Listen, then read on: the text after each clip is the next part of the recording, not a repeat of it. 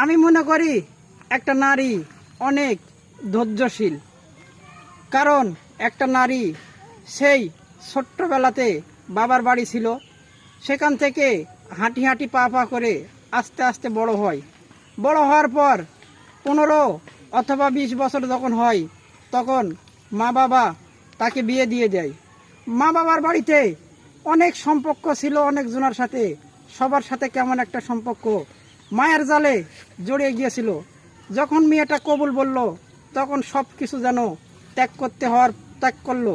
ত্যাগ করার পর চোখের জলে সব কিছু ভাসিয়ে দিয়ে চলে এলো স্বামীর বাড়িতে।